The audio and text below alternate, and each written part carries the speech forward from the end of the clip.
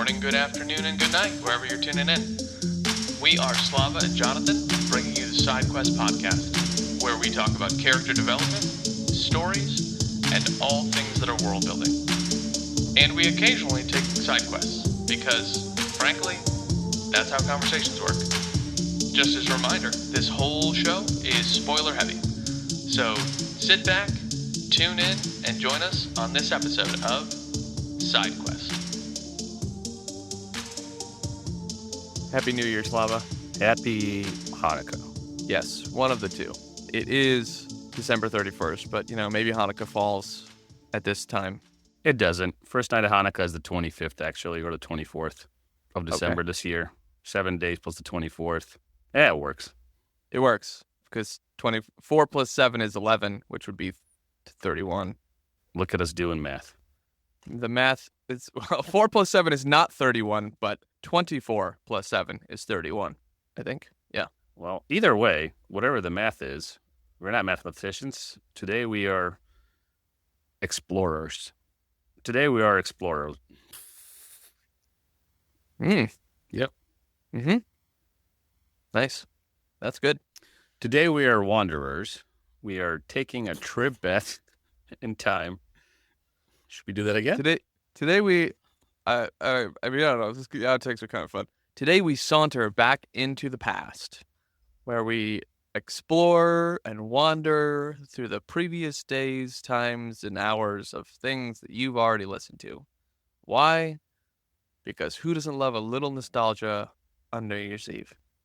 We're taking a trip down memory lane as the holidays wind down.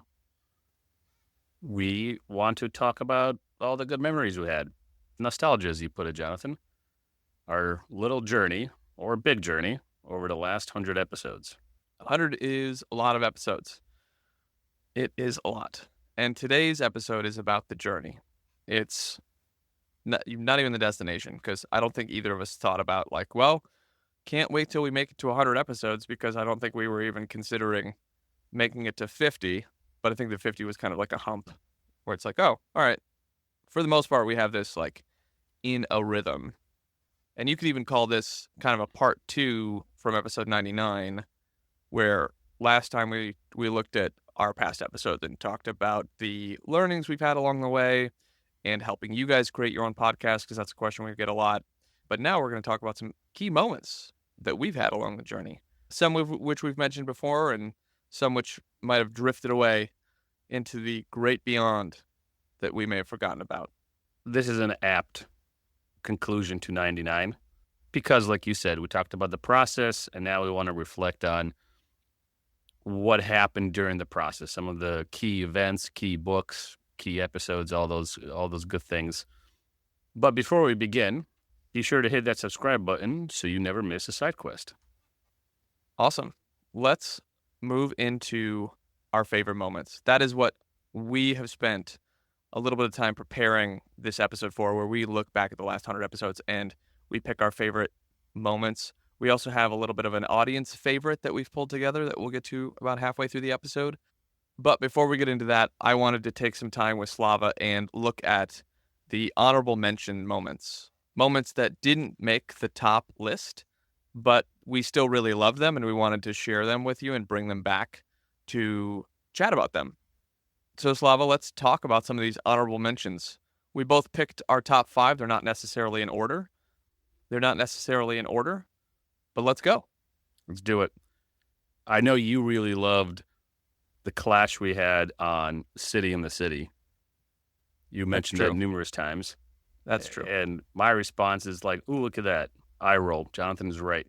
But I really feel that you just have an irrational grudge against guys named China. Well, it's not an irrational grudge. It's not even a grudge. It's simply poor storytelling. So it doesn't matter what his name is. To quote, what's that woman that you like to reread her blurb that Tolkien and Lewis made fun of?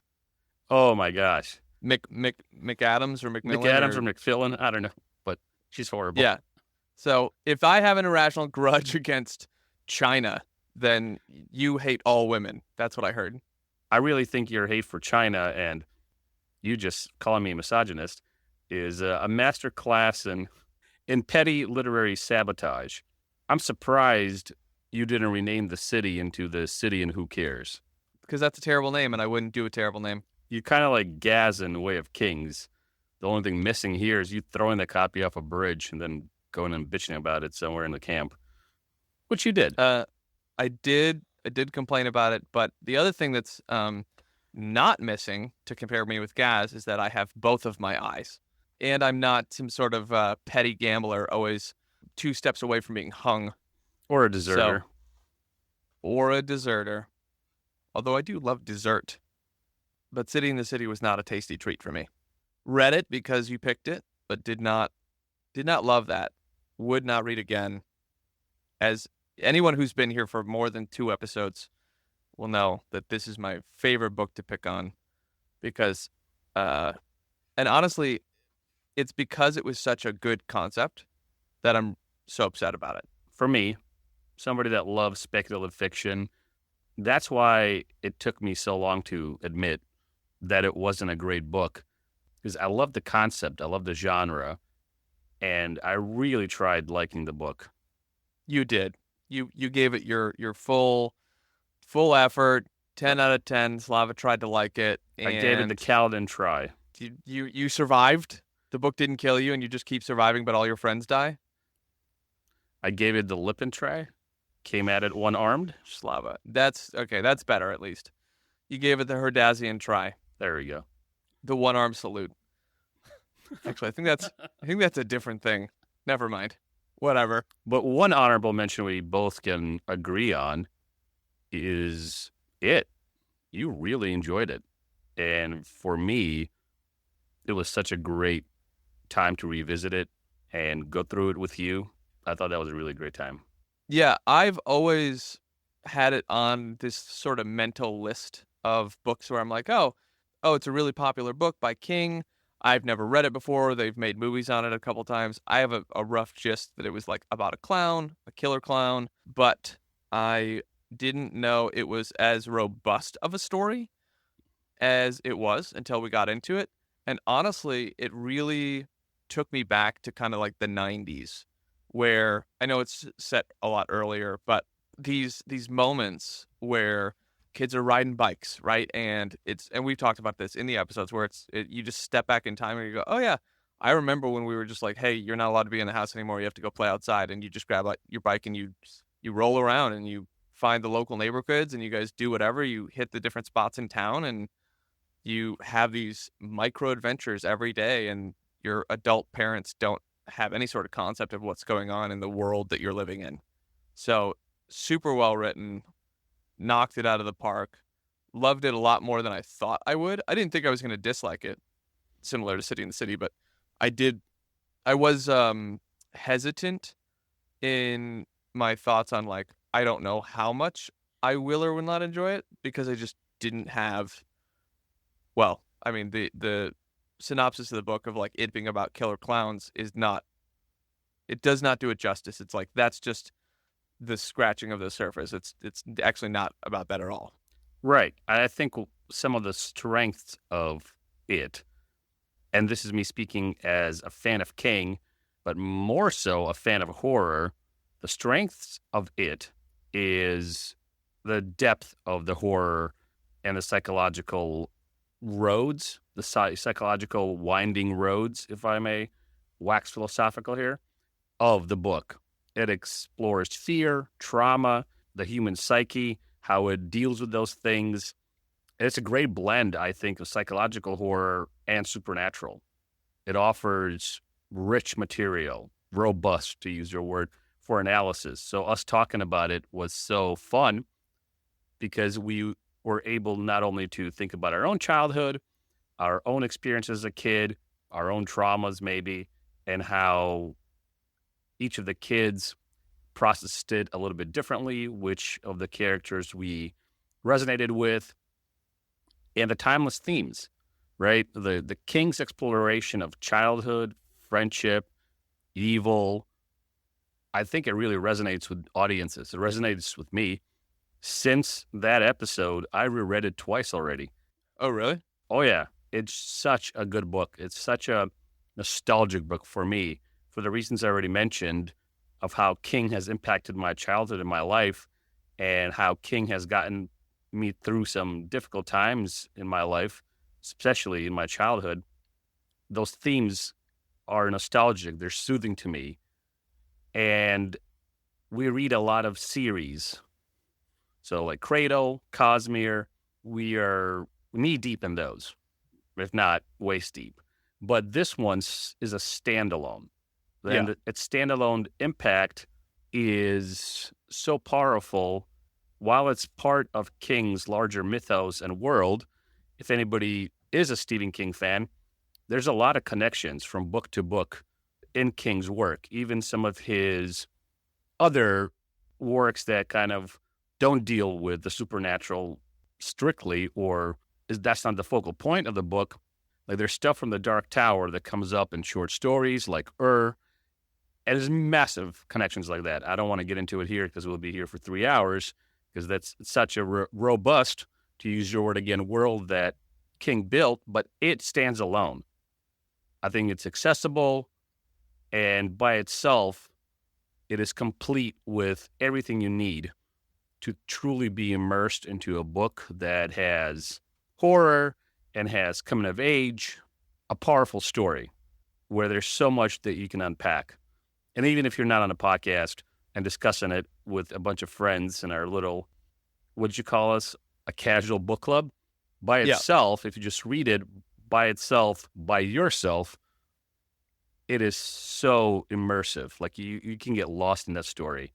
And to me, True. Rereading it now, I think 5 or 6 times now, even, it's nostalgic, but there's another word for it where I know what's coming and I want to relive the moment again. Right. There's a word for that. I can't remember it though. I know what you're talking about.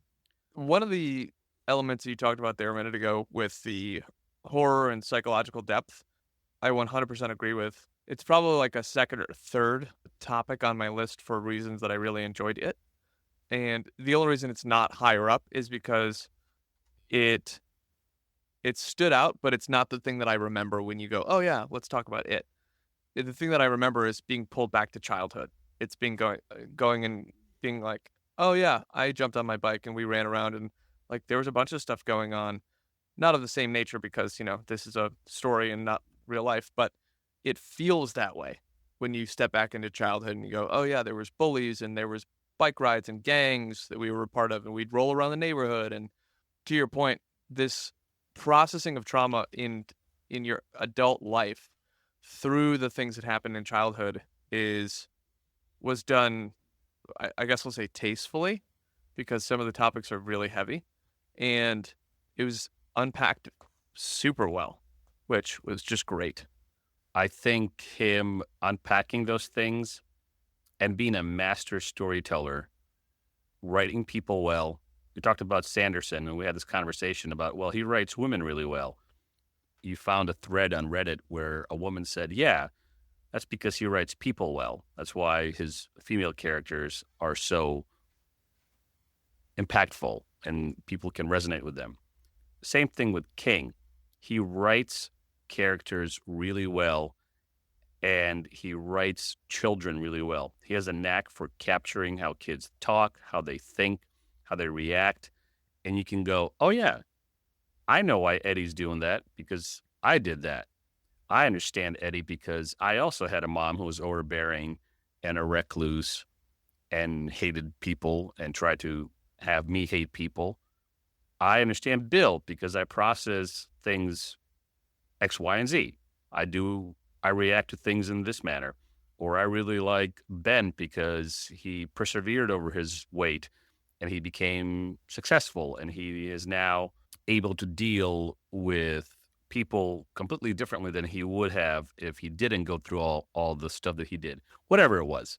You guys can go to those episodes and hear us talk about it, but those things make this story captivating.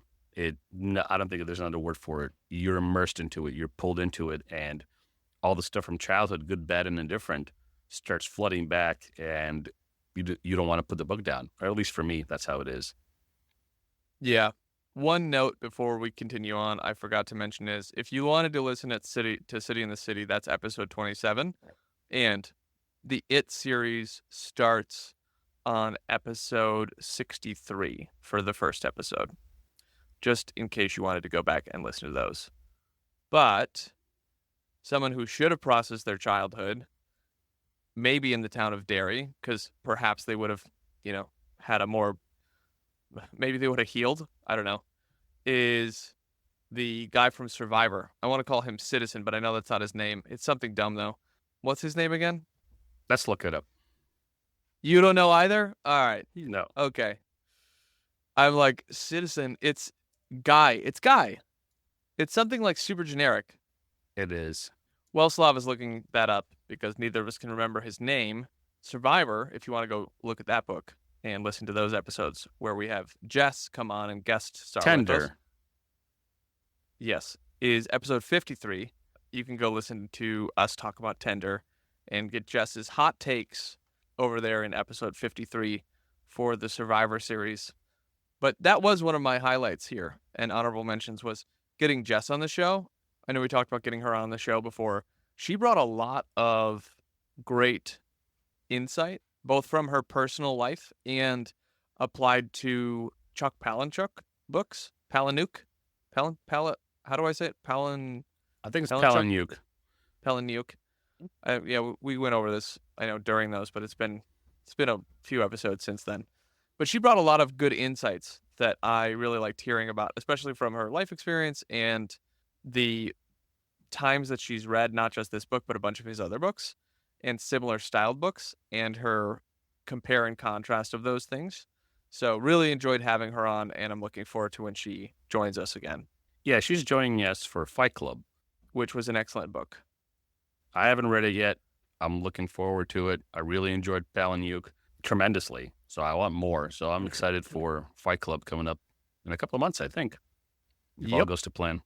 Yeah, actually, just before this episode, I was rearranging to pull Fight Club up sooner. That will be on the horizon for us, for sure. How did we choose Survivor again? Did you choose it? I chose it. Did she choose? Okay. No, I chose it because we wanted to read a Palahniuk book that neither of us have read before. I think I asked her, Jess, what would you suggest that's not Fight Club? Oh, okay. And I think she said Survivor. I looked it up and suggested it to you. If memory serves me, that's what happened. That sounds right. So we read so many books, and we have so much going back and forth between, I think we're up to like 27 chats on WhatsApp, which is where we have our threaded conversations about special episodes and then general chat about the show and then planning for the next thing and what's our graphic going to look like and here are our analytics, that sometimes I lose track of who said what when and how we got here. Yeah, and we recently did an analysis of the podcast, specifically cost analysis. What have we bought for it? Who's spending what money on what platform? Just to kind of get a rundown of what this has cost us financially and what can we do moving forward to save money? How do we slash those costs down the middle so it's do you want to admit even? How we can save money, Slava? Yeah, stop buying Audible books, because when I looked at the cost analysis, both of those were like 3 times the cost of everything else. And I mentioned in 99 when I was ranting about how some of the platforms don't work. And my rant and my anger at that is because we pay top dollar money for top professional platforms for this stuff. But nonetheless, even though we spend money on that, the biggest spend is on how many books we buy and listen to. And some of those will never get on the podcast. Some of those are just, well, let's try it and see if it's going to work. Some of those are definitely, we want this on the podcast, but given our schedule, it's not coming out till December of 25 or June of 26. Whatever it is, we spend an exorbitant amount on books and we consume a crap ton of Audible. So Audible, if you want to sponsor us, this is your chance. That'd be good. I'm down with that. Some Audible books for free. But that's not what I was referencing. I was referencing the fact that some of the tools we use to edit, Slava has been overpaying for. Oh yeah. That's what I was talking about. Is he's doing the month to month when it was a while ago when I was like, hey, just pay for the annual plan because it's like 25% cheaper. But yes, we've both spent. Honestly, I think I doubled your Audible spend. You did. Not that this is a competition, but I've been doing Audible since 2011, I think. Yeah, you doubled it in a short amount of time because I've been with Audible since 2014. So for you to be only 3 years ahead of me and double the audiobooks you consumed, that's a feat. Yeah, it's just because when you, and this is why I love audiobooks. So we live in states that there's a lot of driving, both of us. And so it's like music's fine. I don't dislike music, but if I'm going to do something, I'd rather be going on a journey or an adventure, or I'd rather be thinking about the latest business question that I have and reading a book on it, or hey, what personal reflection items do I need to go through if I'm going through like a Brene Brown or something like that. And you just have time to do that. If you're on Audible and you're driving around, you can like ebb in and out of the book. But then when people get in my car, because the Bluetooth automatically connects, and I listen to things on usually minimum 2 times speed, it goes, and people are like, are you learning how to speak in tongues? What is this? What are you listening to? And I'm like, don't worry about it. 100%. I recently listened to a lot of Words of Radiance and all of Carrie driving to Chicago for the wedding I had to go to. And I was able to get through like 20 chapters of Words of Radiance and a whole Stephen King book. Well, Yep. Carrie is shorter than most Stephen King books, but nonetheless, it was a great time. And to your music point, I took a break and listened to music for about a half an hour. Then I'm like, wait a minute. I want to go back and see what Carrie's doing. And I just went back to reading the book. Yeah, because you get immersed in these stories, and our minds are unique isn't enough of a word. They're complex. They can do more than we probably give them credit for. I know they do more than, like, you and I are breathing right now because of our brains, and we don't have to think about it, right? But then when you're driving, that becomes pretty mindless. You just like, is there any like imminent danger at the moment? Is anyone swerving? Is anyone like clearly not paying attention to the road? No? Okay, great. Then I can just like let my mind drift into whatever world that I want to listen to, and then be not just entertained, but taken on that journey, to quote you from earlier for talking about it, where it's like you're immersed, you're taken in. And, some people might say it's unsafe, but I don't think it is.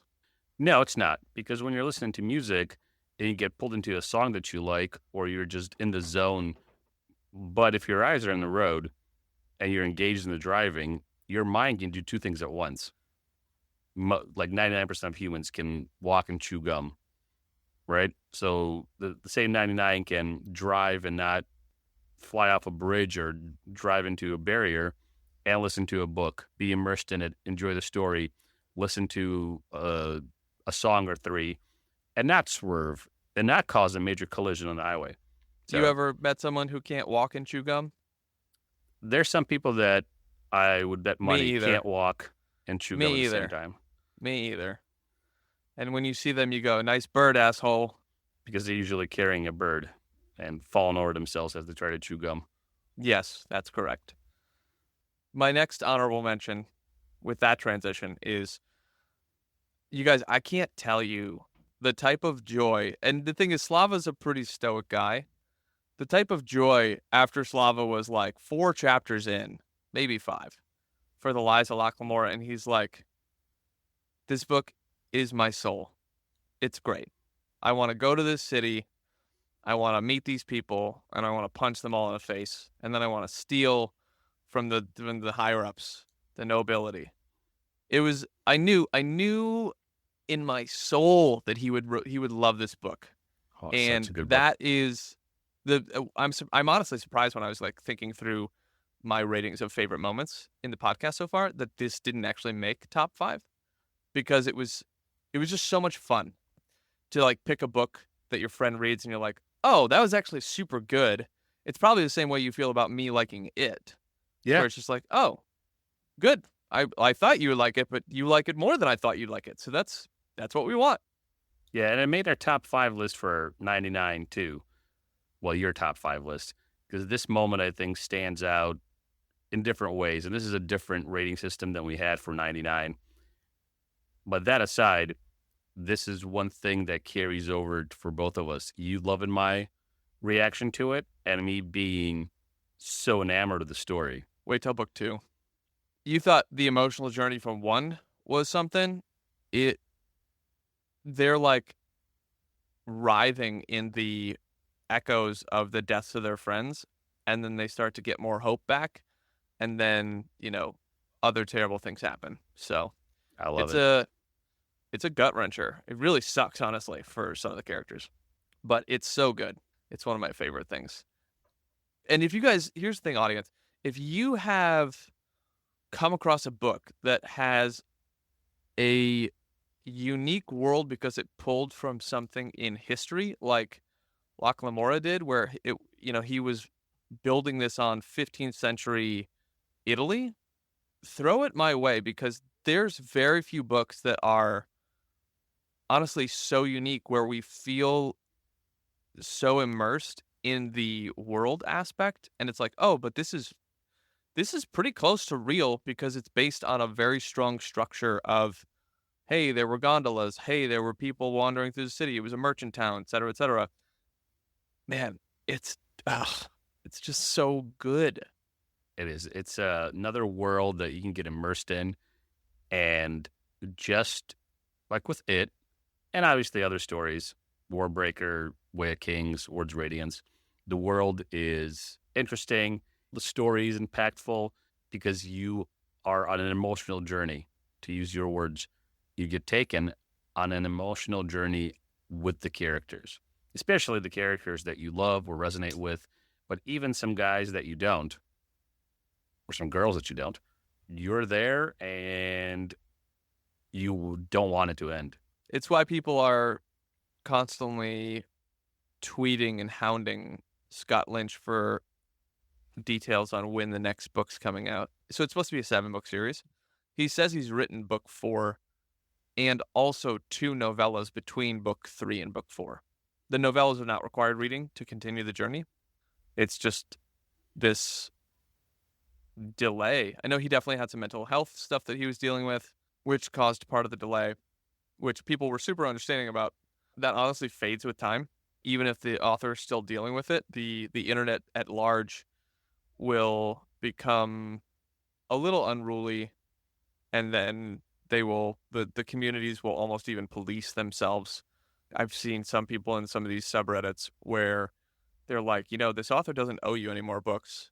Talking about Lynch, talking about Rothfuss, talking about Martin, talking about Sanderson. They're like, these authors could just decide to not write the last book, and they don't owe it to you. And I'm like, well, that's true. They nobody owes us anything, but it is their livelihood, and they're alive. So, to quote myself, if that's not too silly for people, when I talked about Will White like needing to write more Cradle books, which is coming out soon, actually. He wrote a series of shorts. Pre-ordered. Did you? Oh, heck yeah. I should get mine Thursday because I did the Kickstarter. So, but you can't read it yet anyway. You have to get to book 10. Anyhow, Scott Lynch has more books coming. Super excited about them. Yeah, this was certainly an honorable mention. And I hope for us to find more of these. And actually, I remembered a book as I was watching some Instagrams on like Bookstagram, I guess I'll call it, because it's not Book Talk. They're called Reels. # boomer. You feel good about yourself right now? I do. I really do. Okay, all right. Is The Night Circus. It's a standalone book. It's supernatural elements. It's the circus. It's emotional progress with characters. So I think their last name is Morgenstein. They won some sort of award for it, but they've never written another book. Thankfully, it's a standalone. It's not part of a series, but that's a book that I would say is classified in the similar immersive world to the feeling I get when I read Locke. It's not the same world, but it is like the feeling, the same feeling. Okay. Yeah. So I'm going to throw that on the list at some point. I don't know anyone else who's read it that I could bring on as a guest, is what I mean. But everyone who's read it that I have talked to, they're just like, that was weird, but I really liked it. And is there more in the world? Question mark. And it's like, nope, standalone. Sorry. Well, you had me at weird. Yes, just like those photos you took of yourself. I sent them to you in confidence. And I confidently shared them with our audience. And there you go. That either accounts for the downloads recently or the lack of engagement. Only Jews. It's a new website we're starting. Because you guys, we love you guys, but we really want you to engage with us more. Because, yes, two guys talking about books they love, great concept for a podcast. But for us to continue improving, we need to hear from you. So Instagram is where you do that. The DMs are open. The comments are open. We want to hear books like this, like Jonathan just mentioned, something off the beaten path. We've had a lot of good interaction with the horror, the fantasy, and which book would you reread? Because I put some polls out there, polls being a relative term because just a graphic and a call to action. But I put out I put about 5 polls out there. We're going to call them that. And the 3 that got the most engagement, a serious amount for the fantasy one, that's the stuff we need for you guys to do more. So send them our way, all your suggestions. On that note, as I was rearranging the schedule, I bumped up, shout out to 2 Instagram users, Books and Crannies 2023, suggesting that we read The Girl with All the Gifts, the book track edition. Mm-hmm.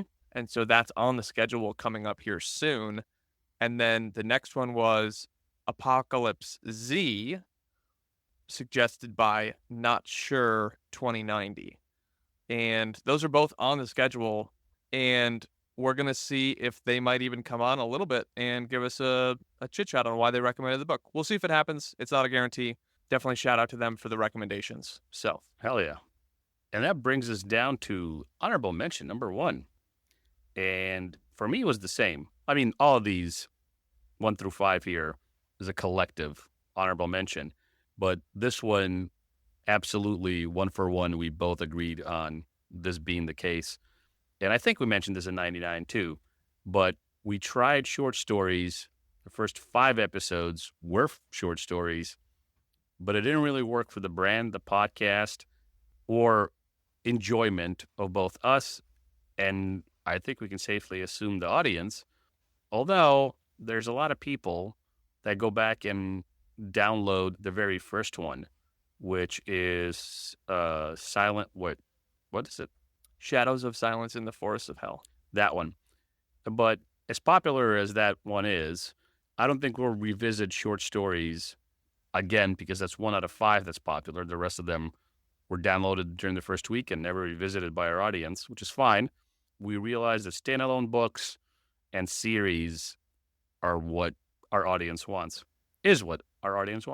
So I just have to make one amendment.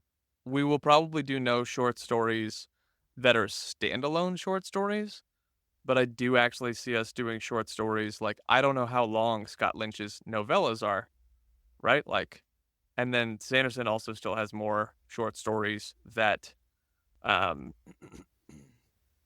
will be fun information. So yes, we won't do more short stories, but I don't think that they will be standalone short stories is my only amendment to that. That's a good amendment. I can even see if we take a series of episodes and cover an anthology or cover a collection of short stories, that I see happening. And novellas are a little different because The Mist is a novella, and we covered The Mist, and there was enough to unpack there. Novellas, long short stories, we'll still definitely cover. True short stories, where they're like, 100 pages or 50 pages, like it's like a 45-minute read. Those types, I think is better to say for an anthology, or if it's part of a larger discussion like Cosmere Yeah. or The Cradle or whatever, or The Name of the Wind, is part of a larger series of books, a larger world, and we insert a short story that's within that world. Yeah, that's definitely not something we're going to drop. I think short stories land in this if we do theme episodes again, because what we really came down to, and the reason we made this decision, was there just wasn't enough to talk about. It didn't make for a good episode. It wasn't good listening. To Slava's point earlier, we want to make sure that we're making things that you guys want to listen to. I think Monkey's Paw is kind of a good example of like a short story that didn't have enough to discuss during it, where we ended up just kind of making a game up at the end where it's like, all right, you make a wish and then I'm going to ruin it, which is fun, but like it's not discussing the story, which, as we continue to refine the podcast, we want to make sure that we're giving you guys what you want to listen to. So be sure to drop notes in the comments for us so that we know what you do and don't like. I think that's a great transition to take a little side quest here and talk about the 5 most popular books that we've had on our 100 episodes. And most popular is going to be rated through the metrics of total downloads. So Slava, give us the rundown of the books that all of our listeners have been really enjoying. Slava, give us a countdown. 5, 4, 3, 2, 1 from the 5th one all the way to the top most downloaded book or series. So some of this is a surprise, and some of it is not. At number 5, we have Ghostwater. At number 4, we have Skysworn. Okay, so this proves a theory that I had. And anyone who's in marketing, true marketing is experimentation, trying to understand what your audience wants. Well, when we first recorded Unsold, which, that was a long time ago, but it was, I want to say in the 20s for our episodes. Sounds right. Yes, 24. If you're looking to listen to Unsold, it's episode 24. Oh, I forgot to, I'm like super bad at this moment. If you wanted to listen to Liza Locke Lamora, that's episode 55. Sorry for people who stopped listening after I mentioned it, but it's there for you to listen to. Enjoy. So anyway, Unsold was 24, and I think it was when we were mid-Dune, because we did that shortly after. And the numbers that I was seeing for Unsold were high. They were the highest of all the things that we had, barring the glitch that we had for Studying Emerald. And I said, Slava, I think that we need to do the whole Cradle series because I think that that's what people want to listen to. He did what he does. He hemmed and hawed, and he was like, I don't know. Not that he disliked the book, but what we try and do is we curate this show to what we see you guys enjoying, and so we want to make more of that. All that to say, I'm glad to hear that Cradle has made 2 of the top 5 books. Anyway, carry on. What's number 3? Number 3 is Head Full of Ghosts. Why? And this is the surprise for me. Why? Because I think a lot of people like it, and they went in to listen to it. Why? But at the same time, they must have agreed with us because this metric is aggregated across all the episodes per book. So even the people who came to it maybe thinking that, oh, they're going to talk about a book I like. Oh, they're shitting all over it. Oh, I'll listen to number 2 and I'll listen to the recap episode. So that was a surprise for me. But I think there's enough people who also hate it as much as we did to continue listening to it. And those who liked it or loved it stuck through our complaints about it because maybe they just are free-thinking people who wanted to Free-thinking people. Okay. Who wanted to listen to somebody who disagreed with them. I don't know what it is, but Head Full of Ghosts is number 3 of the most downloaded books. So this is across all episodes of the books. This is not just one episode that stood out somehow or was an anomaly or whatever.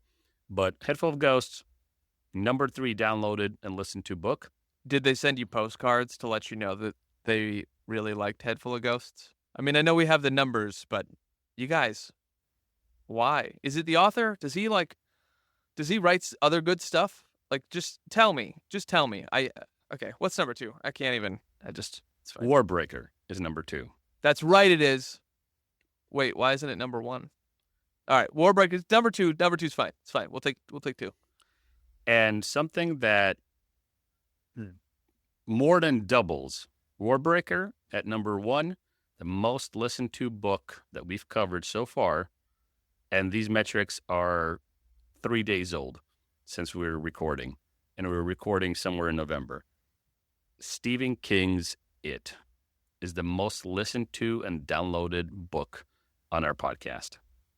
Yeah, it's got, like you said, almost triple the numbers.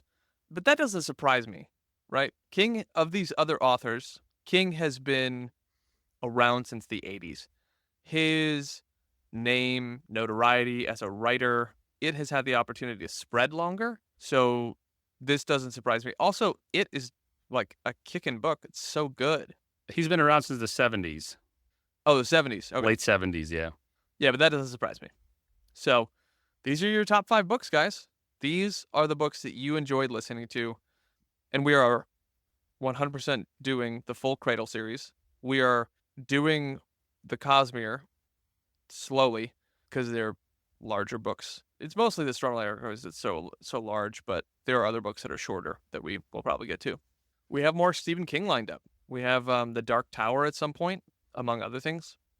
And if you guys are enjoying this side quest, make sure to show your support by sharing this episode with a fellow book lover, because every journey is better with friends. Unless they're Slava. Unless they're Jonathan. Oh, man. So now we're here. We've arrived. Our top 5 favorite moments. Starting with number 5. Mine was the eye-opening literature moment that I had with Roadside Picnic. It was one of those moments where I just didn't know what I didn't know. If you would ask me before reading it, like, well, do you know that there's literature in other languages that's really good? And I would have gone, yeah, sure. Okay. That's the extent of it. But it was really after Slava was like, hey, we're going to read this book, finishing that, where I thought, man, there's probably so much literature out there that's really good. It's just in languages I can't read. And unless they translate it to English, like, I just won't be able to enjoy it. Roadside Picnic is still, I think, my favorite book that you've had us read. Nice. I love the unique storytelling. I like the vignettes, but it's still an overarching story. You're starting to get me with the speculative fiction side of things. Certainly early on, I was looking for a neatly bow-tied conclusion. Doesn't mean halfway after, but it does mean, like, feels like all the threads are tied up for the most part. But yeah, that's my 5th. What about you? What's your 5th favorite moment? As we got into it, realizing, oh, I have to push myself to do research, which that's my background. That's what I went to school for. I have a graduate degree that is, half of it is adult education. It's a theological degree because I went to seminary, as most of you know, but research and education is at the core of both of my degrees, bachelor's and master's. And having to go back into it was really fun because I'm like, oh, I need to do almost the same amount of research, differently formatted, differently approached, but I still have to do research and I get to do it again. And so that was a fun moment. In that process, I realized, oh, I also have to learn how to perform. I have to switch from academic lectures to entertainment. And how do I do that? So I am still teaching the audience something because the edutainment portion of this podcast, but also engaging in conversation, not just, here's what you need to know, papers due next Tuesday. So that moment, which is spread across a good amount of months, that realization, that moment is where I found myself, how do I say this, enjoying it, yes, but I found myself re-immersed into my previous life, for lack of a better term. And reawakened. That's a good way of saying it. Then having to apply everything I learned here, but with a twist. And those moments, like I said, spread across a considerable amount of time, they all kind of are encapsulated into one thing where I'm doing what I like, but in a different world, on a different platform, no pun intended. And it was like eye-opening and It was magical, if I can be that bold for me. Magical. All right. Yeah, I thought it was really fun. I'm enjoying that still because there's more for us to learn and more for us to improve, as in everything. But that was my number 5. Is my number 5. Well, you can start with number 4 then. Let you go at it. Well, my number 4 is getting guests on. So when we first had Spencer on, then we had Jess on, then we had Matt on. It was really fun talking about a book, then having somebody else come in at the tail end and help us recap everything, put a bow on it, or dive into a different aspect of the book that we didn't because we weren't well read in that genre. For example, Star Wars with Matt, or we are well read in Tolkien, and we had Deborah on, and then all of us nerded out about The Hobbit. And then when Spencer came on and took over, it was fun watching him grow as a performer. And it was a book that neither of us have read. And the previous book that I have read by the same author, Andy Weir, it was lackluster for me. I was like, this is nice. I watched the movie. I thought I'd like the book, The Martian, but it wasn't anything that I would want to read. And maybe now I will go back to it because of the book that we went through with Spencer taking over, Project Hail Mary. That was a fun moment for me too. I thought that was great because the book was so fantastic. It's one of my favorite books now. Really well done science fiction. A lot of emotional roller coasters in it. The ending is great. And having Spencer take over and watch him improve from all the episodes he's been on. And it's no slight against Spencer because, again, we all can improve. But watch him kind of grow as a co-host and being able to run the show, that was fun for me. And I think your number 4 is very similar to mine. Yours is guest related. Why don't you tell us that? It is. When we first started the podcast, didn't even think about this right away because we were just trying to get through, how is this going to work? Can we do this long term? And then I somehow convinced you to read Way of Kings, which is honestly a hard sell for a lot of people because it's so long. And we chopped it up into 10 episodes because we were doing not chapter by chapter, but we divided it into segments so that we could focus on smaller parts of the story because there's so much going on. And I was thinking, how do I throw Slava for a curveball at the end? That's when I invited Spencer on. I think I told you about it the day before or something. It was very short timing because I wanted it to be a surprise because I do enjoy surprising you, even though you don't love surprises the same way that I love surprises. Mm-hmm. We nailed it. We did it. Spencer came on. He had a good time. So my number 4 is our first guest episode. I want to say it was episode 15 is my guess. That sounds right. Pretty close. Oh, no, it was 15. Yeah. I'm looking at our old schedule here. At first, I glanced at 14, and it was the end chapters of Way of Kings. But no, guest episode was 15. I nailed it. Nice. And we did Roadside Picnic right after that, 16. I know I mentioned Roadside Picnic a minute ago. That's episode 16 and 17 if you want to go listen to those. But yeah, that's my number 4 is first guest episode. Again, your point about Spencer, have just really enjoyed having him on. I've even pushed him to maybe even join as a long-term co-host. But we'll see about that. Yeah, for Words of Radiance. No, in general. Okay. I think I'm down with that. Yeah, I didn't think you'd have a problem with it. I just think it'd be a lot of fun to have him on. I mean, we always enjoy having him on. That extra voice, that brings a difference, especially in things like when he was told me, what did we do a couple episodes ago when he's yeah, I actually hated Name of the Wind. Oh, yeah. And when you asked me to join you, I was well, I don't have the same opinion. It's that's perfect. I don't want you to have the same opinion. I want you to bring the opinion you have because similar to, I tell people this about movies. Oh man, you got to see the latest thing. It's so good. It's the best movie ever made. Da da da. And you're yeah, but you liked this other dumb movie. So your opinion really doesn't hold any weight in terms of movies. And I think that this is where we've gone as a society, not to get too in the weeds on this, but people just recommend something that they really enjoy because they want other people to enjoy it as well, which is not a bad thing. That's not the issue here. The issue is that they don't know their friends well enough to recommend things that are good that they will enjoy, which is why, to the point earlier, you really enjoyed me liking it, and I really enjoyed you liking the Lies of Locke Lamora, because it's fun when your friends do like something that you like, because not everything that you like they will like, because otherwise they wouldn't be your friend, they would be you. I know I've said this so many times, ad nauseum. I've mentioned this. My love for fantasy started and ended with Tolkien.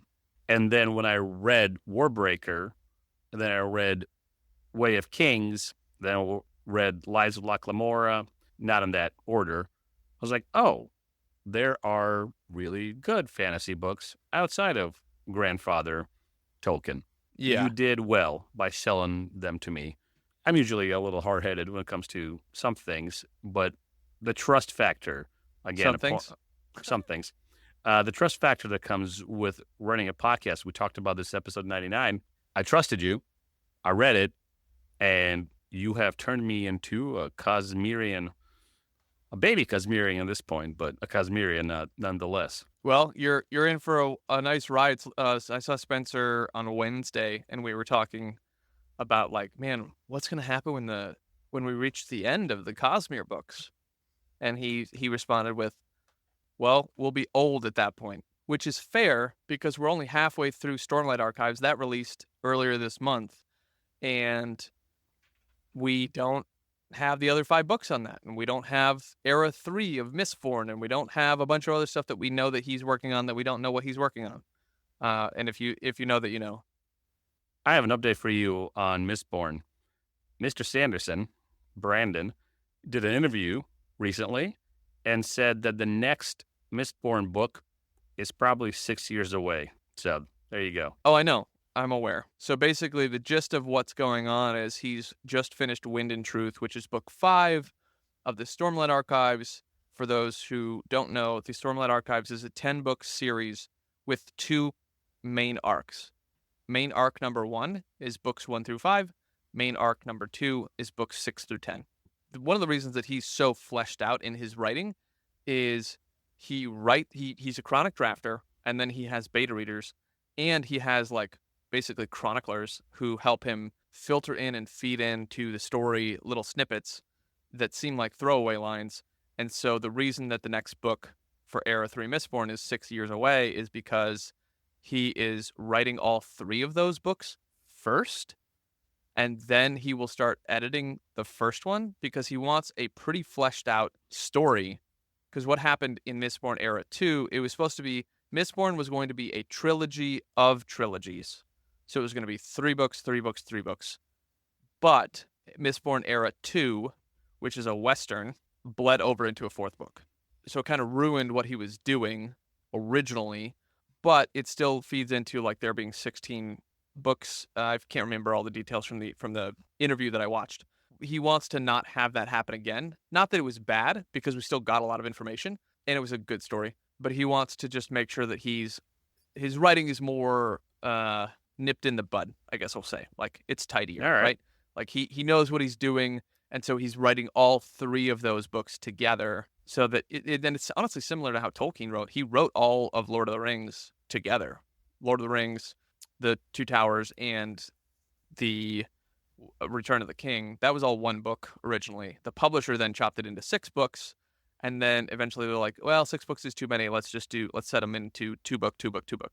But he wrote the whole thing start to finish. So he knew, and this is like really good for foreshadowing, allowing our characters to develop, is if you know where they're supposed to end, because you've already developed that, it's so much easier to revise.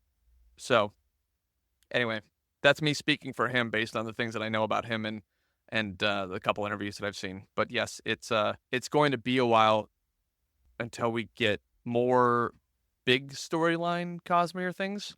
But the thing is, Brandon has a line. Maybe you've seen this in some of his interviews. He's like, there's always another secret, right? Oh, yeah. So he's released a bunch of secret projects lately, which is cool. He's not going to not release books in between the next 6 years. He just has an inability to do that. So what those are, I don't know what they will be, but he's not going to take 6 books or 6 years off of releasing books. I think that he already has books written, like Nightblood. I bet he's drafted Nightblood, which is Warbreaker's follow-up, just hasn't released it. And then he's got 2 people in his company who he has bestowed the authority to write canon Cosmere books. Dan Wells and Isaac, I can't remember Isaac's last name, but these people both work for him. And he's like, you're good enough writers that I will let you write a Cosmere book.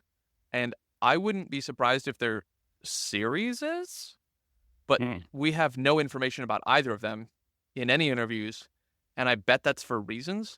And I don't know if that's because they will happen later in the Cosmere timeline or if they will happen in this break, right? So he's always planning something. Take note, Will White and Scott Lynch.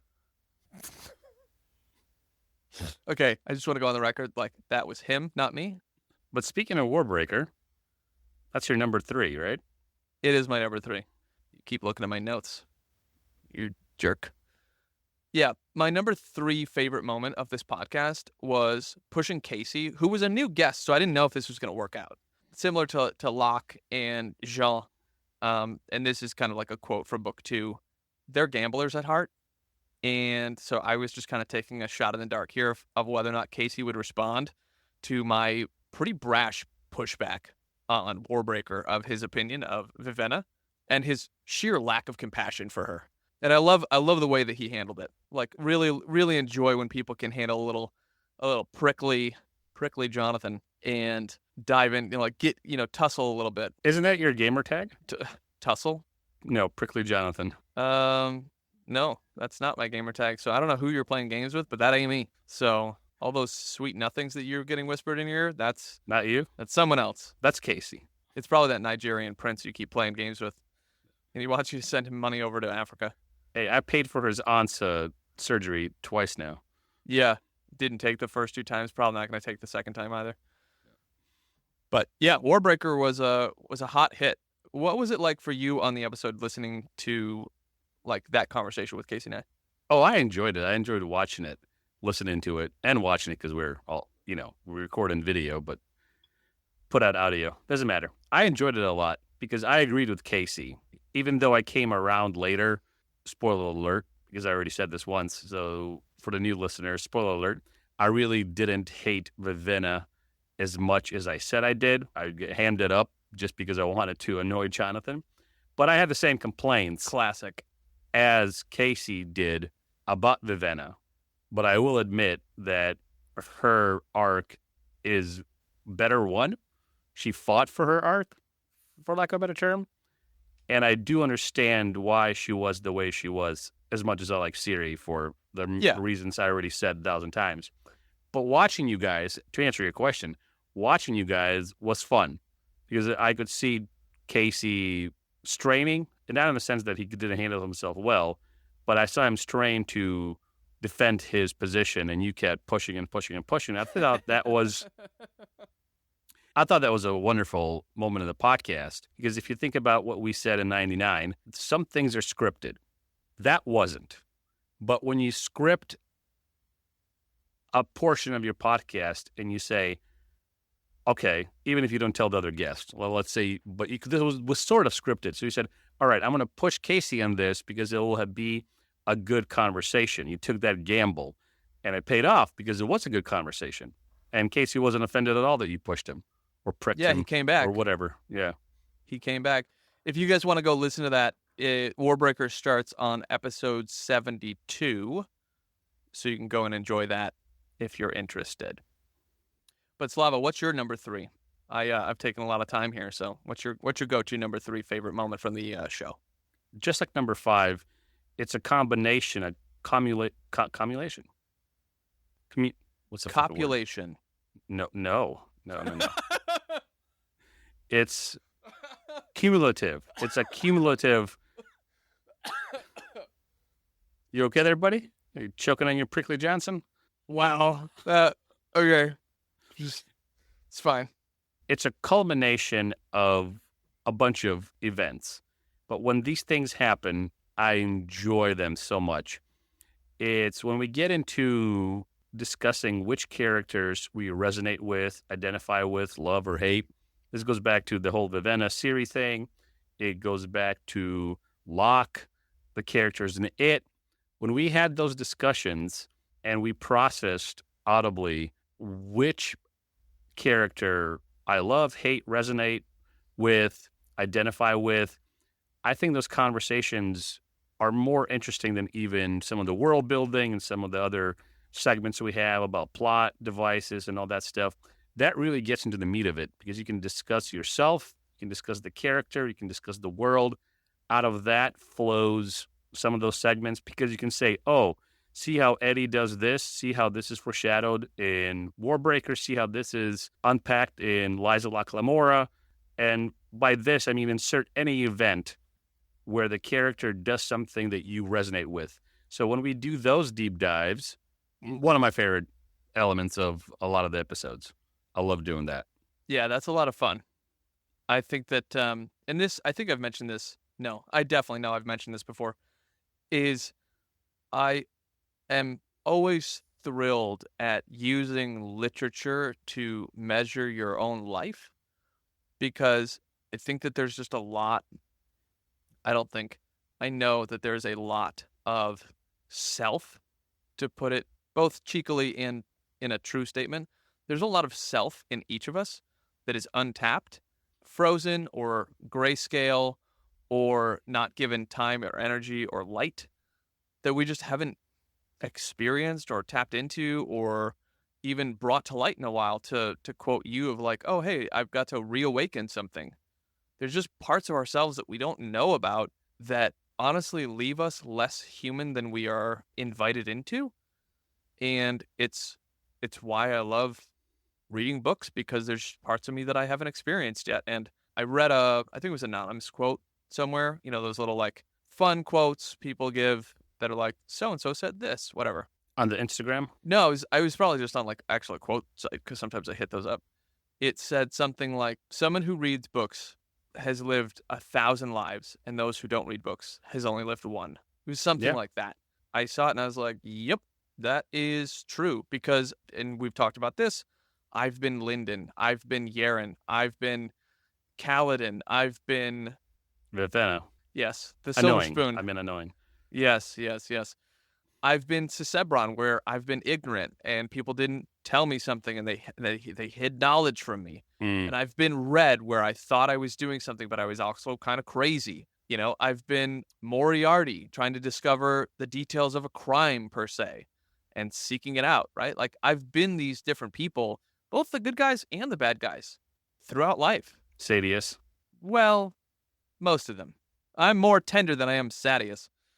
Anyway, but that's my little, I don't know if it's a tirade or a rant. What's the difference? You tell me in the comments. Yeah, I love that stuff about reading and discussing, characters that you identify with and moments in stories like it. It's a great way to connect, honestly, because connecting with humans is super important, and it's also really difficult. Now, it's interesting that my number 2 is your number 3. And listening to you argue with Casey about Ravenna was really fun for me. Scripted versus unscripted moments where you're performing for a podcast. And I said this in the previous episode, in episode 99. You have to work hard into creating an online public-facing persona. And that's just part and parcel of any entertainment, video, audio, radio, movies.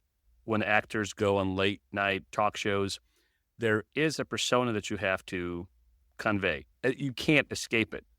And some people are really good at scratch that. Some people's private personas are so dynamic and charismatic that there's not a lot of work they have to do when they go on a show or go anywhere. So like me. But for the rest of us, maybe a lot of people would find Slava and Jonathan interesting just having a beer with us. And that's great.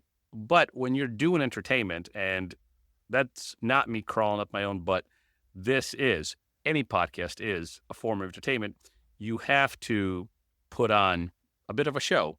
And when you pull that out of the hat, I didn't see that coming. You orchestrated that. I thought it was a great moment for the podcast.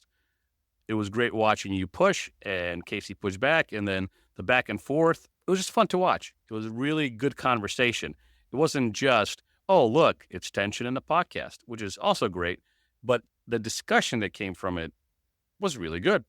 I thought it went really well, and I'm glad you did it. Well, speaking of Spencer, he's my number 2. I've replaced you. Excellent. Wait, it's I'm your number one. You know what? My wife doesn't listen to the podcast, so that's fine. Okay. That's fine. But no, my number 2 is Spencer doing the podcast takeover. Watching him step into a role of leading the discussion, especially having to hone us in a little bit because we could be full of ruckus and pretty wild at times. And watching him just go, okay, it's going to be a 2-episode thing. This is the book that I want to go over. Here's how I want to run it. And just seeing him blossom just sounds too flowery, but like grow into and step into a leader role, because compared to the first episode he was on when he was on Way of Kings, and he was like, well, I don't want to talk over you guys and things like that. And it's like, no, I want you to talk over us. It's just kind of like what's going to happen here. It's almost like watching Lyndon grow up a little bit, where you're like, apologies, gratitude. And you're like, hey, you're powerful now, so how about you be powerful? But I just really loved having him on the podcast for the podcast takeover, sharing one of his favorite books, that to the point about it that you talked about, where you read it another 2 times. I think he's read Project Hail Mary another 2 times since we read it together, because it's just one of his favorite books. That brings us to number 1, because Project Hail Mary for us was a new book altogether. And for me, the number 1 thing on this journey of ours is discovering new fantasy, specifically the Cosmere and Lies of Locke Lamora. I left over Name of the Wind because, as good as it wasn't as mind-blowing as those 2 books. Or series. Right. The thing is, it's different. It's actually quite unique. I would actually categorize Name of the Wind in a similar storytelling bucket as Roadside Picnic, because I have not ever read a story that was written in present and past and just weaving in and in between the 2 of them. And so like there's a lot of unique things that Name of the Wind deserves credit for, but I can understand why it wouldn't make your Discovering New Fantasy list, even though I know that you enjoyed it. And you didn't read book 2 yet, right? I've started it, but it was a little dense, and I realized for me to truly get into it, I have to save it for a read in preparation for an episode. Yeah. The world expands in book 2. I definitely understand the reason it's not on your Discovering New Fantasy list here. It does deserve its own honorable mention because of the organization of how the story is told. Like, we know the ending of the story. And sure, other people have done that, but they haven't done it in this way. 100% credit to Rothfuss. It's a story that's a trilogy written over 3 days, present and past, and you already know the ending from the beginning. We just want to make sure that there's an honorable mention for him there. But you know that I love the Cosmere. You know that I love Lies of Locke Lamora. And yeah, I'm just belaboring my love for these fantasy authors. So that's a great number 1. Well, let's stop belaboring and move on. Keep going, if you will, to get to your number 1. My number 1 is actually not a book at all. One of my favorite moments is simply that we can record an episode and like have bad episodes and fully throw that out. I'm thinking specifically just after we recorded Variable Man from Philip K. Dick, who, is the first time we mentioned him this episode, but it was supposed to be episode 21, just after we read Do Androids Dream of Electric Sheep. But, and I forgot to mention this earlier, but Project Hail Mary, if you want to go listen to Spencer leading us through that, Project Hail Mary is episode somewhere. It's 90s. Oh, it's 97. We just did it. It's it just released a few sessions ago. So if you're here, you probably heard it.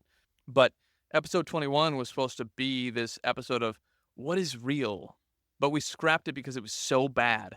It was literally off-brand, and it was I guess a defining moment where it's like, can we do something so horrible after we've started? Because you guys have heard us. We recorded Name of the Wind. We threw that out. We recorded Warbreaker. We threw that out. We read Warbreaker again. We threw it out again. And then now we have it in the episode 70s, but we had to throw stuff out before we started publishing. And so having to throw an episode out after you start publishing is a difficult thing. I will toot our own horn. It's hard to go, hey, I know that we spent 7 hours between recording, editing, listening, talking about it, prepping for it, and going, no, we no. Like, I'm fine putting out garbage sometimes in the sense of like, hey, it wasn't our favorite episode, or like we could do these better. But it's literally just off brand. It's just not. Yeah. It's not it. This goes back to my comments in episode 99. You have to put out something, even if it's quote unquote bad. You have to start somewhere. It's okay to put out B work because B's still passing and passing well. But if it's a fail, that's when you redo it. And that episode was a complete failure. And I'm glad we threw it out. Because as soon as we hit stop record, you're like, so that's not going out. I was like, oh, hell no, it's never going out. That was garbage.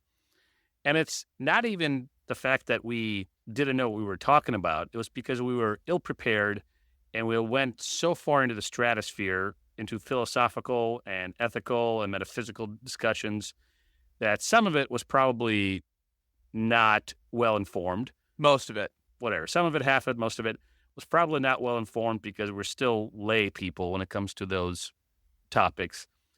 But the biggest failure was so off-brand.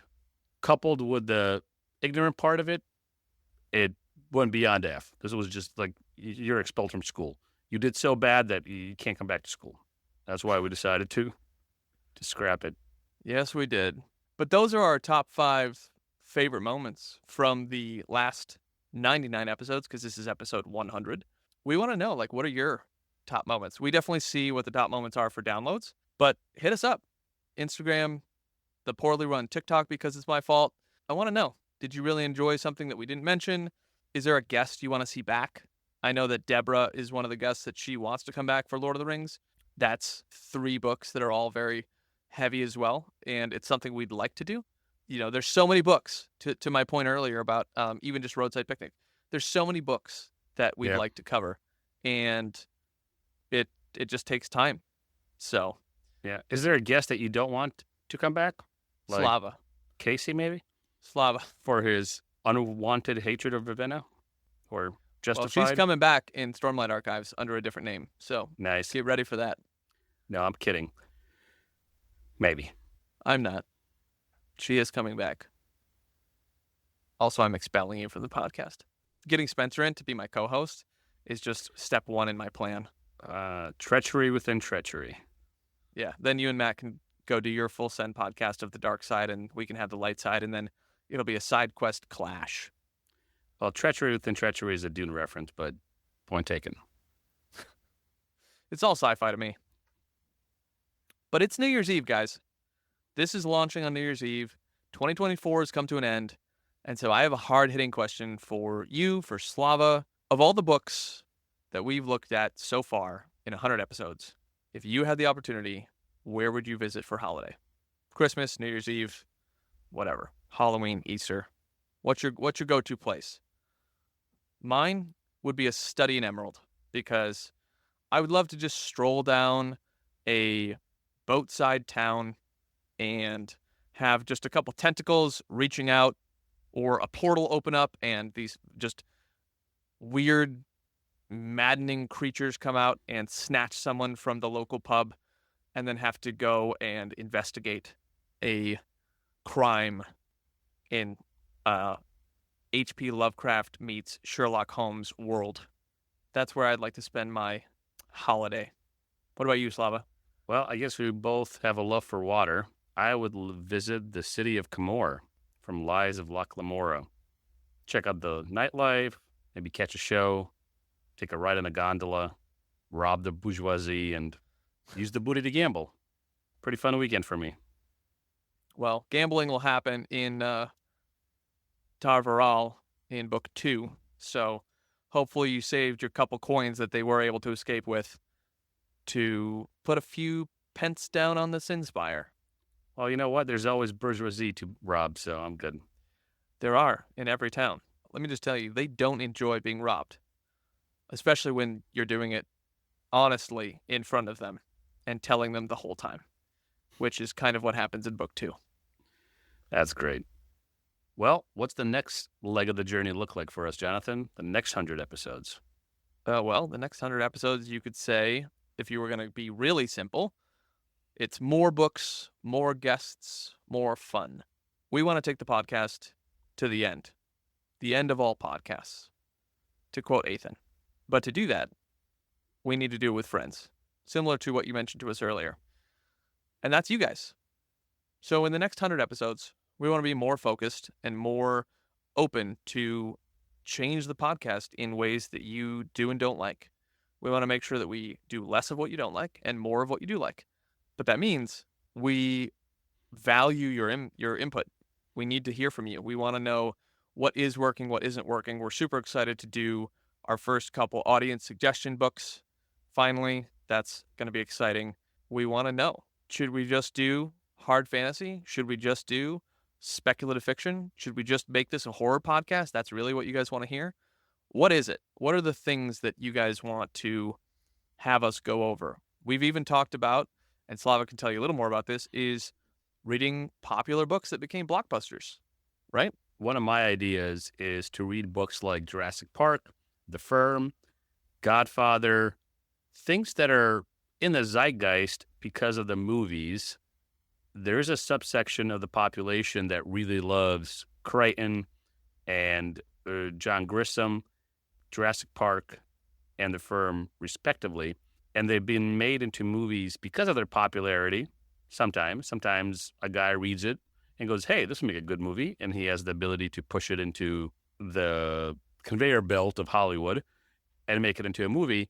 But we won't touch the movie necessarily, but just read the book standalone, as we have with the book so far, and discuss what we discussed about the Cosmere or Warbreaker or It, whatever the book it is. Apply the same framework that we have to those books, but apply them to these standalone books that were around in the 80s and 90s that got made into blockbuster movies, and see what the book is all about. That's one of my ideas. And if you guys like that idea, comments, Instagram, DM us. We'd love to hear from you. Also, if you wanted, Slava has talked about doing an anime offshoot where he does a watch through or a reaction, a let's watch or a reaction video, possibly with some of the guests from Cradle. If you want to see that, definitely drop it in the comments. Or if you want to see younger Jonathan watching anime, doing let's watches, if you comment anime, we will respond, and I will shoot you a secret link to where those videos live. And you can read all of the hate comments and see whether or not I've changed between then and now. And for that anime idea, that would be in addition to what we're putting out. This would not take over SideQuest. The way I brought it to the team is one of the other guests, all of them love anime. One of the other guests and I would do a recording, a let's watch, respond to the anime as it's playing, and you guys would have to either own the anime or get it on whatever platform we're watching it on, either be Apple TV or Amazon, because that's what I watch. You would play it. It'd start off like, hey, 3, 2, 1, we're starting to watch Gungrave or whatever, Trigun, as two examples. And then you would watch it with us and listen to us react.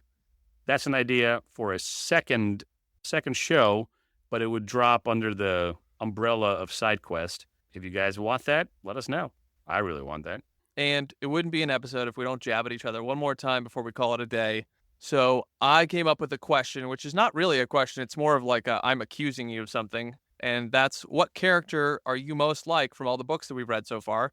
And I have said that Slava is like Locke. He's always got a scheme. He's constantly trying to steal from other people. He has kind of a small band but he's loyal to them. And he's also reluctant in his priestly duties, the Nameless 13th, if you will. And he's got language that you could lick a horse's ass with. Yes, I would say that I am clever and adaptable, and I have a knack for strategy. Well, that's what you would say. This is my character for you. You would be Kaladin, because at parts in your life, you have been very morose. You have escaped your moroseness And death. and achieved great things, but you like walking around in loincloths and complaining about the past. Do you think, okay, do you think Kaladin walks around in a loincloth? His ragged clothes while he's a bridge man barely covering anything. I don't know what book you read. I imagine him in a loincloth. That's right. You imagined him there. That is a different statement. That is 100% a different statement than he walks around in a loincloth. Sanderson's just like, and then Kaladin walked out of the barracks wearing nothing but his loincloth. Well, No. I don't make the hee-hee sounds, but I did imagine No, that him was being me being barely Brandon dressed. Sanderson. Yes. Yes, Bridgman clothes are poor clothing, but he's not wearing a loincloth. This isn't Tarzan. Wow. Well, And there we have it. Locke at it again with bad analogies and poor follow-ups. I have to say, it took us over an hour to devolve. Usually it's about 12 minutes. So we've done good on this one. You got averages in a spreadsheet somewhere I don't know about? That's for episode 200. How quickly do we devolve into insanity on SideQuest? Here are the bars and charts. Hope you guys like them. Awesome. Well, thanks so much for joining us, guys. But before you vanish back to reality, drop us a quick review on your favorite platform. It helps keep our quest alive and helps other book adventurers find their way home. Here. Here is home. Home is here. You're home now. We are your home. Slava and I are your home. Forever and ever and ever. You can't leave.